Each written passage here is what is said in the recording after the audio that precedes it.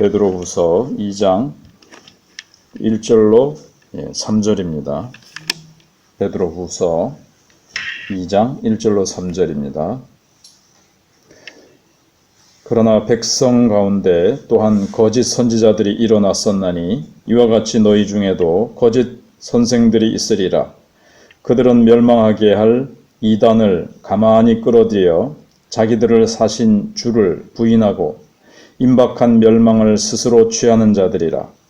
여럿이 그들의 호색하는 것을 따르리니 이로 말미암아 진리의 도가 비방을 받을 것이요 그들이 탐심으로써 지어낸 말을 가지고 너희로 이득을 삼으니 그들의 심판은 옛적부터 지체하지 아니하며 그들의 멸망은 잠들지 아니하느니라. 아멘.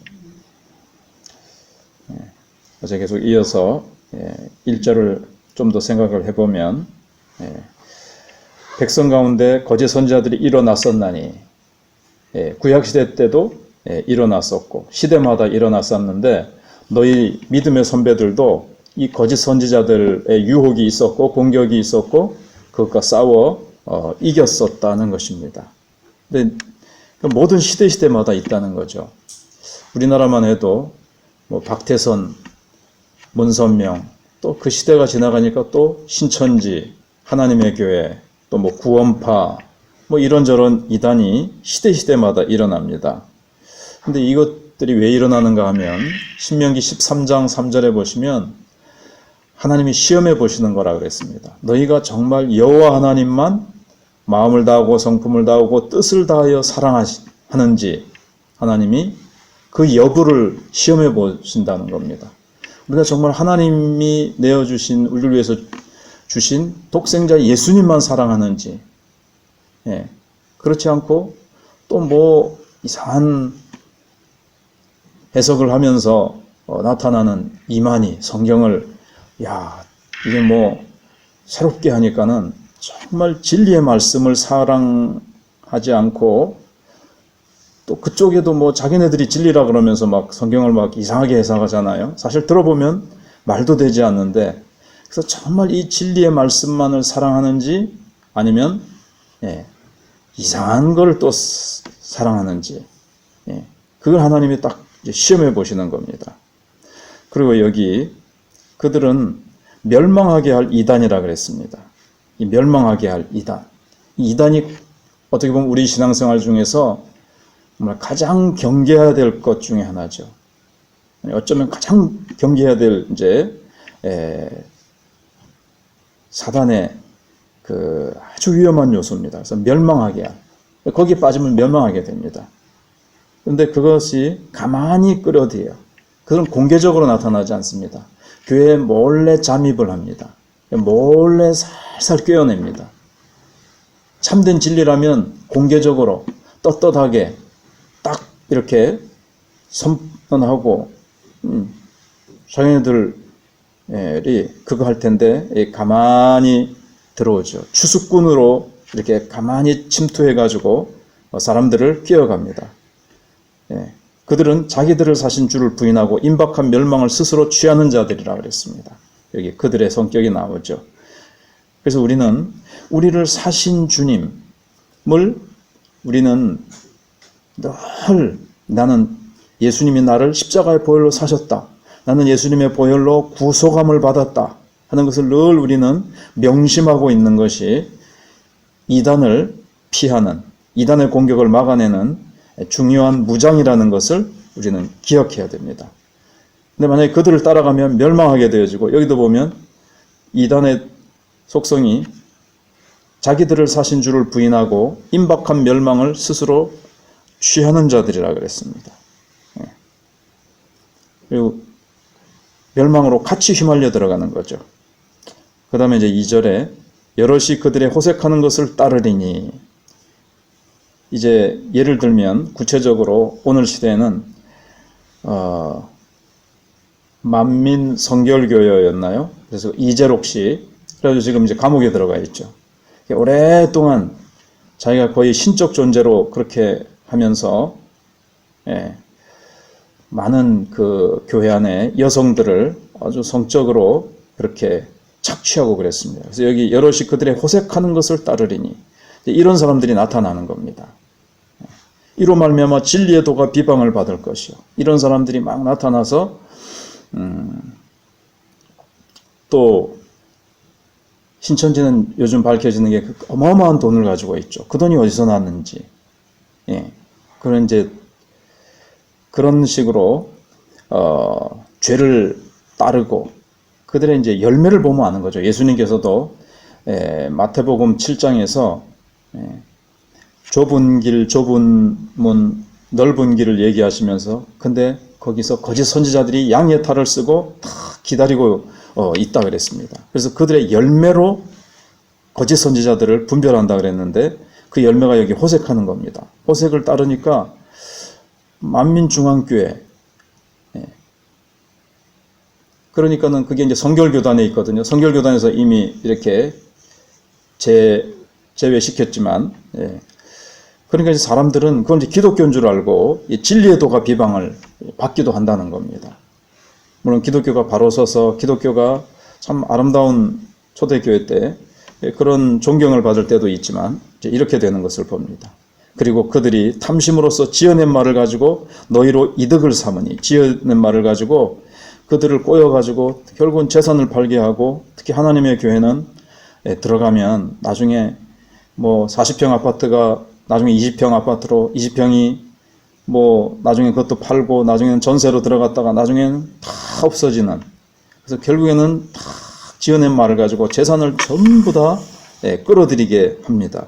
그래서 그들의 심판은 옛적부터 지체하지 아니하며 그들의 멸망은 잠들지 아니하느니라. 그래서 하나님께서 이들에 대해서 아주 무서운 심판을 하신다는 얘기가 있습니다. 4절 이하에도 이제 그런 내용들이 있습니다.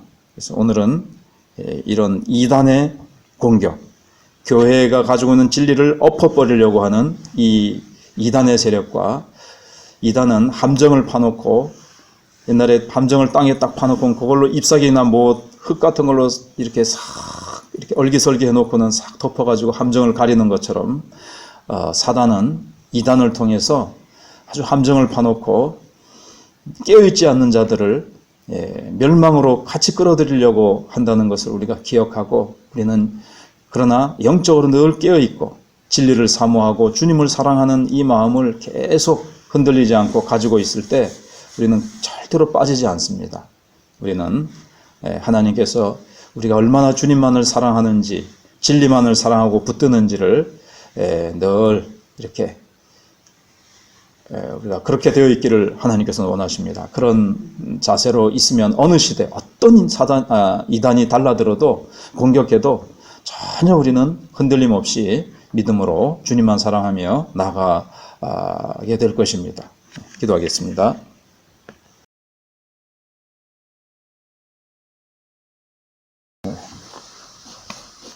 하나님 말씀 베드로후서 2장 4절로 8절입니다.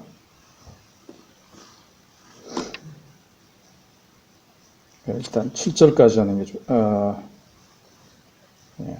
8절까지 해야 되겠네요.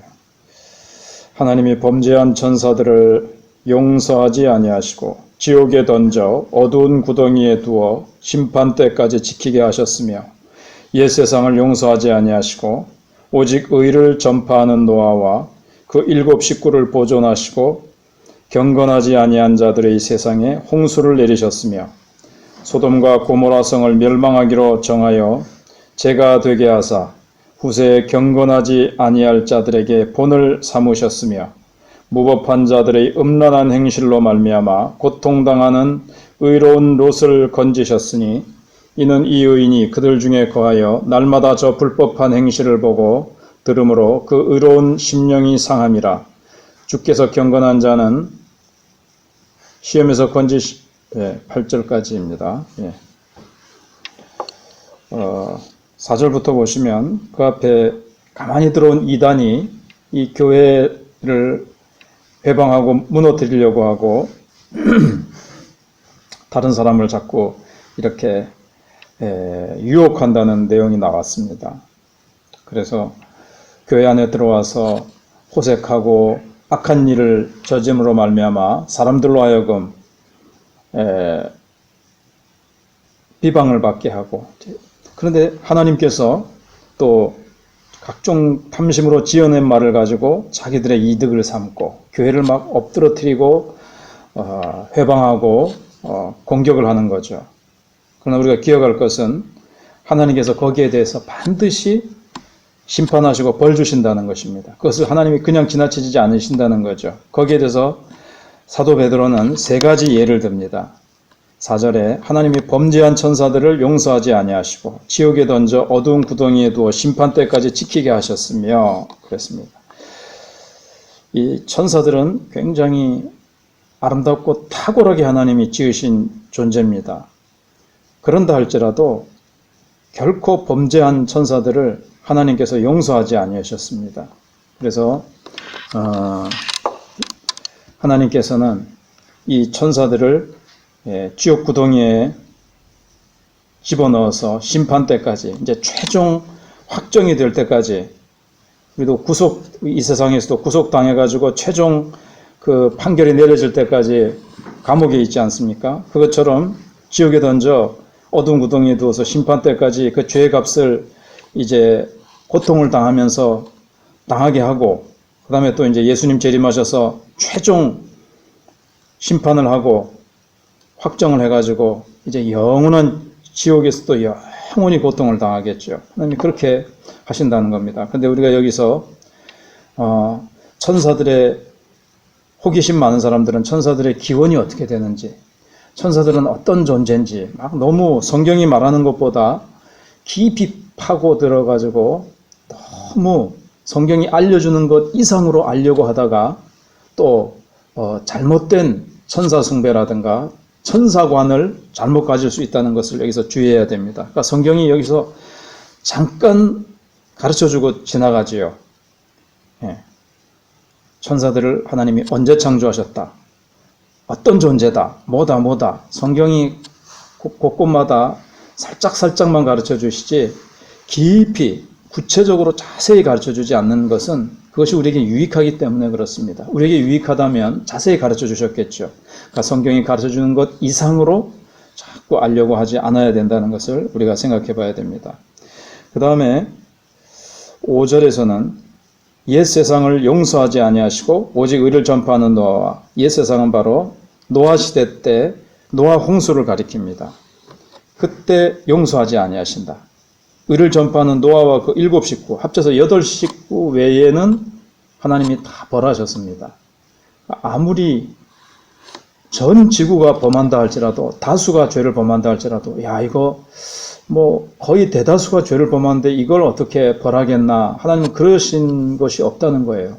하나님은 자기를 부인하실 수 없으시기 때문에, 하나님은 거룩하신 분이시기 때문에 누구의 죄는 용서하고 누구의 죄는 용서하지 않고, 어느 시대는 용서하고 어느 시대는 용서하지 않고, 어떤 장소에서는 용서하고 어떤 장소에는 용서하지 않고 하는 것이 없으시고, 차별 없이 하나님께서는 그 시대에 아무리 많은 수의 대다수 사람들이 범죄한다 할지라도 하나님께서 홍수로 심판하셨습니다.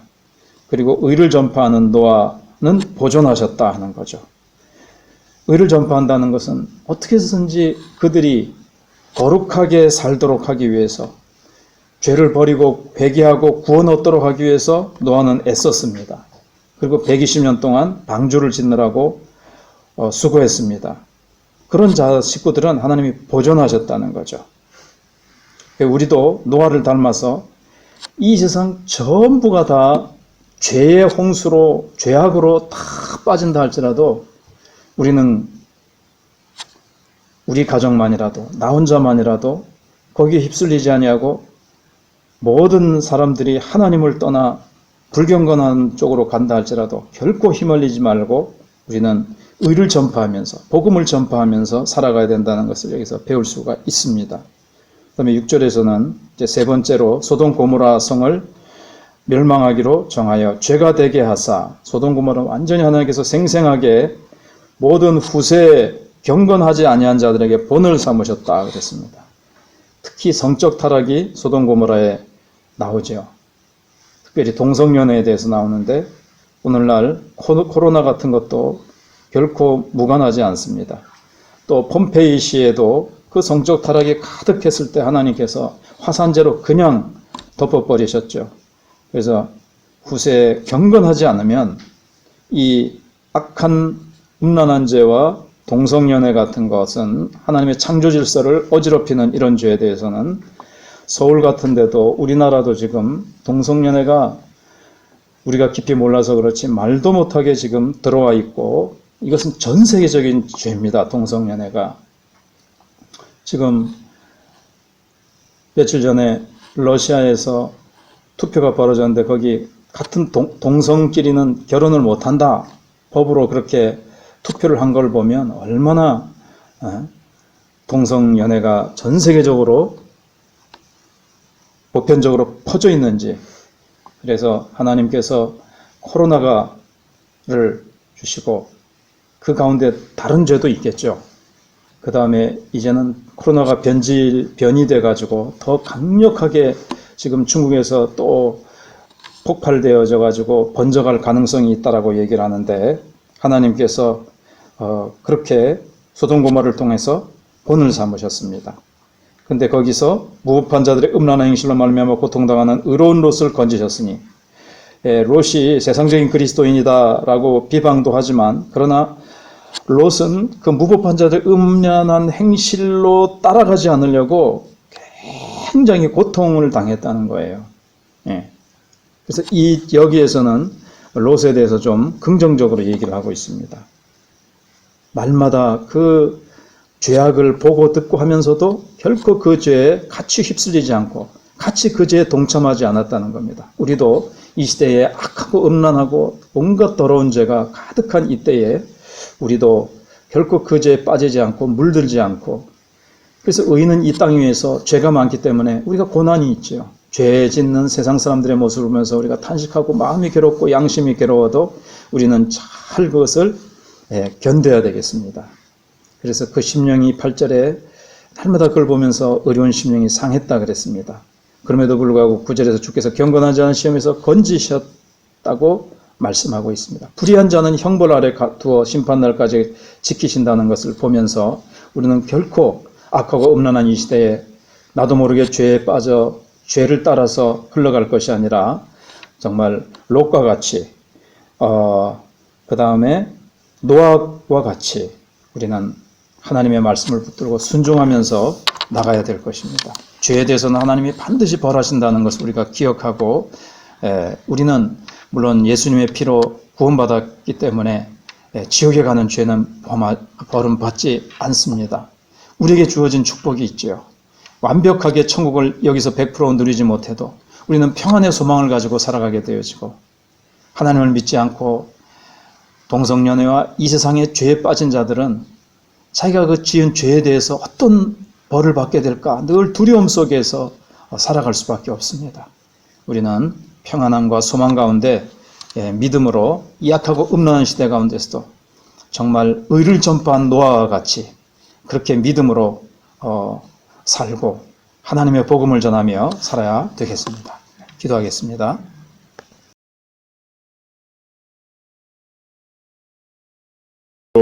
후서 2장 9절로 11절입니다.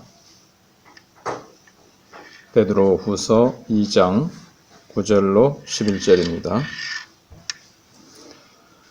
주께서 경건한 자는 시험에서 건지실 줄을 아시고 불의한 자는 형벌 아래에 두어 심판날까지 지키시며 특별히 육체를 따라 더러운 정욕 가운데서 행하며 주관하는 일을 멸시하는 자들에게는 형벌할 줄 아시느니라.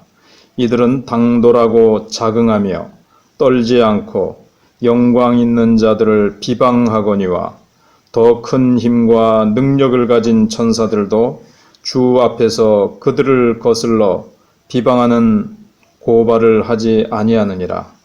아멘.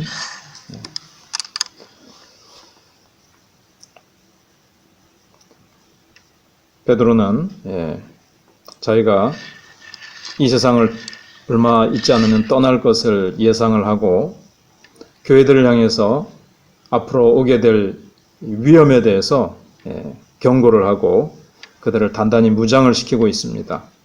그 중에 하나가 지금 연약한 자들이 넘어지는 이유 중에 하나는 첫 번째 원인이 신자들이 참 어려움을 당해서 간절히 도움을 요청하는데 곁에 계시는 하나님께로부터 즉시 도움을 받지 못할 때 믿음이 연약하니까 기다리지 못하고 하나님의 때까지 인내하지 못하고 즉시 하나님이 도움의 손길을 펴시지 않으시니까 하나님이 안 계시는가? 하나님이 나를 돕지 아니하시는가? 내가 하나님 앞에 버림을 받았는가? 이런 시험에 들어서 넘어질 수 있다는 거죠. 매일매일의 시름과 괴로움 중에서 위축을 당하도록 하나님께서 허용하신 데는 원인이 있습니다. 하나님이 연단하시고 그 섭리 가운데서 하나님께서 또 하시는 일이 있으세요. 다 우리를 사랑하시고 우리에게 유익하게 하시는 거죠. 두 번째 원인은 연약한 자들이 쉽게 넘어지는 이제 두 번째 원인은 악인들이 악을 막 범하는데도 하나님께서 눈을 감아주시는 것 같이 잠잠하시는 것 같아요. 아무런 형벌도 받지 않고 하나님께서 악인의 악에 대해서 아무런 심판도 하나님께서 내버려 두시는 것 같을 때 그들은 계속 오만방자하게 날뛰는데 하나님께서 왜 저런 악인들이 저렇게 악을 계속 확산시키고 세상을 어지럽히고 선하고 힘없는 자들을 괴롭히고 짓누르는데도 왜 가만히 계실까 하는 거기서 또 쉽게 이제 시험에 든다는 거죠. 베드로는 이 두 가지 문제를 이제 얘기를 하고 있습니다.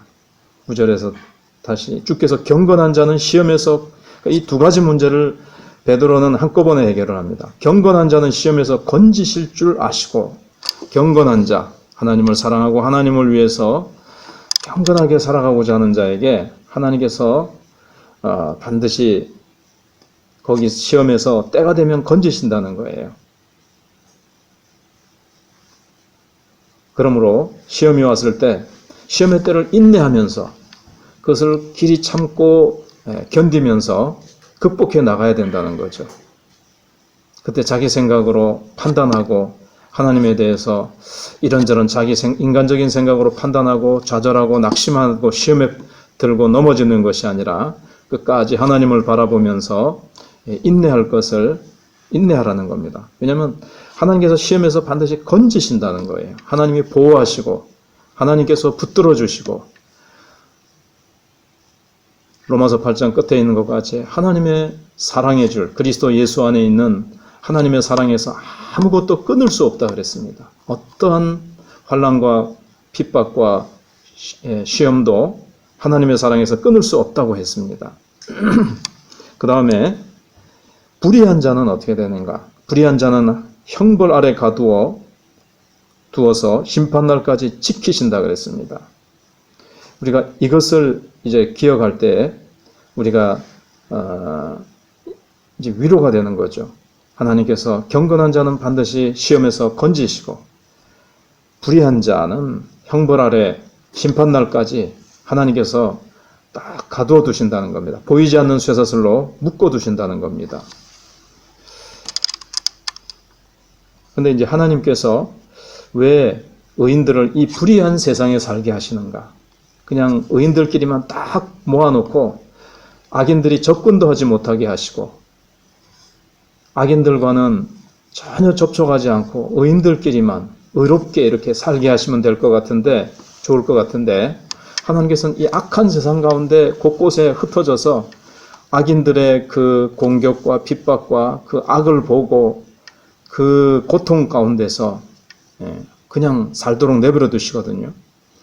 그러나 그러면 이제 오염될 수도 있고 세상에 물들어서 타락할 그런 아주 위기가 늘 있는 위험이 있는 곳에서 왜 살게 하시는가? 그런 하나님께서는 그런 가운데서 아무런 폭풍과 바람이 없는 온실 안에서 하나님께서는 자기 백성들을 키우고 보호하시기를 원하시는 것이 아니라 악의 바람이 불고 죄악의 홍수가 막 몰아치는 그런 가운데서 하나님께서는 도우시고 그런 가운데서 보호하시고 또 우리 성도들이 그런 악과 싸워서 내성을 키우고 면역력을 소위 의학적으로 얘기하면 면역력을 키우고 거기서 강해지고 비바람을 맞으면서 유능한 선장은 파도 속에서 폭풍 속에서 만들어진다고 하지 않습니까? 그것처럼 우리가 하나님의 아주 그 유능한 탁월한 하나님의 사람으로 세워지기 위해서는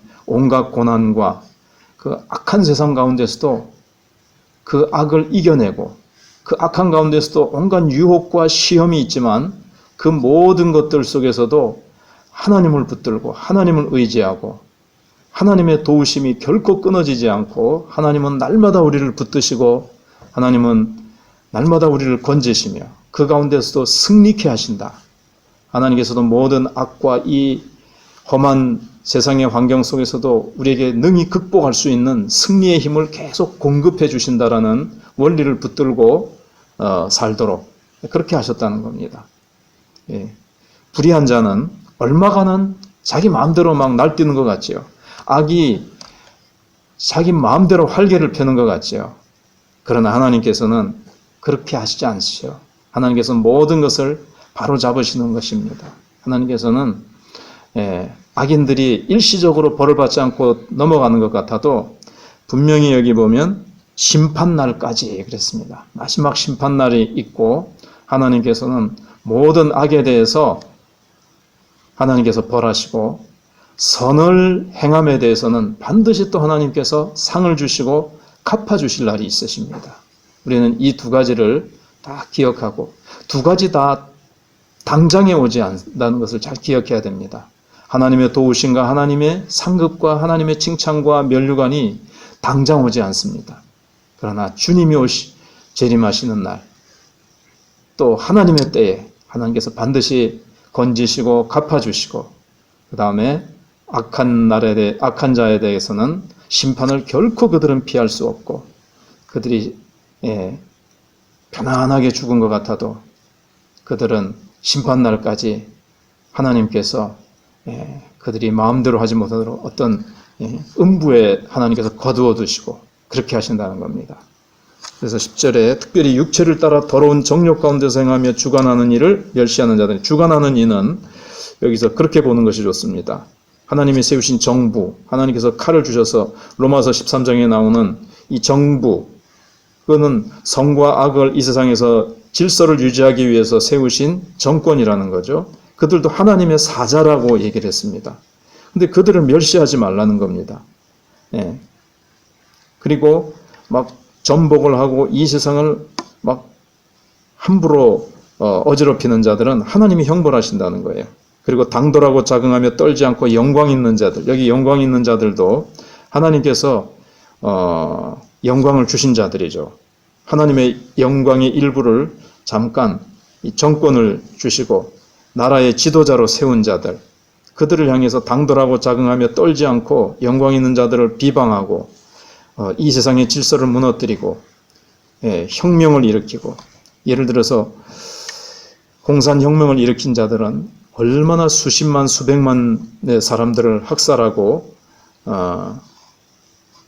그 하나님이 세우신 정권을 함부로 뒤집어 엎고 숙청을 하고 사람 죽이는 것을 갖다가 대수롭지 않게 목숨 죽이듯이 하고 하는 그런 자들, 그러면서 얼마나 그 육체를 따라서 정욕을 따라서 행합니까? 우리가 그 독재 정권, 세계 역사 속에 나타났던 그런 자들을 우리가 알고 있습니다.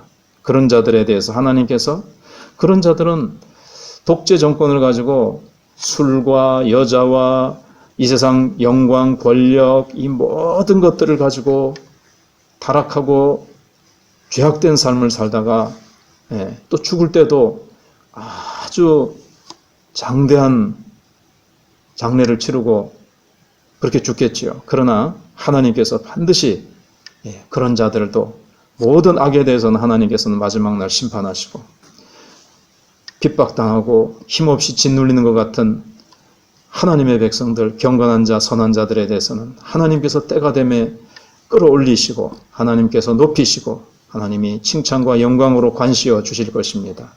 이 두 가지, 현재 눈에 볼 때는 모순돼 보이고 악을 하나님이 방관하시는 것 같고 선하고 하나님을 섬기는 자들이 힘없이 무력하게 아무것도 아닌 것 같이 되는 것 같은 이런 상황을 보면서 시험에 들지 말고 하나님께서 일하고 계시고 반드시 마지막 날 하나님이 정리하시고 선이 이기고 경건한 자가 승리하고 하나님을 의지하고 하나님을 찬양하고 하나님을 위해서 살았던 자들이 하나님 앞에서 영광과 칭찬을 받게 된 날이 반드시 온다는 것, 악은 반드시 형벌을 받는다는 것, 그것을 우리가 기억할 때 정부도 여러 가지 무슨 법을 만들어 가지고 자기네들의 죄악을 감추려고 하는 것 같아도 하나님은 반드시, 그래서 그냥 넘어가는 것 같아도 하나님만은 그렇게 속일 수 없고 하나님께 그들이 지은 죄악은 아무리 공수처를 만들고 검찰에서 특별 수사를 해도 다 밝혀내지 않은 죄도 하나님은 다 마지막 날 밝혀내셔서 죄값에 대해서 하나님이 반드시 물으신다는 것을 우리는 기억하면서 아이고 현실은 이렇게 더럽고 이 세상은 다 이렇게 돌아가는구나 하면서 낙심할 것이 아니라 우리는 하나님의 공의만을 바라보면서 우리는 선을 행하기를 그치지 아니하고 우리는 낙심치 말고 때가 되면 거두리라. 사람이 무엇으로 심든지 그대로 거두리라고 하는 말씀을 기억하면서 날마다 기도를 심고 선을 심고 섬기며 사랑하며 나누어주며 희생하며 그렇게 살아갈 것입니다. 기도하겠습니다.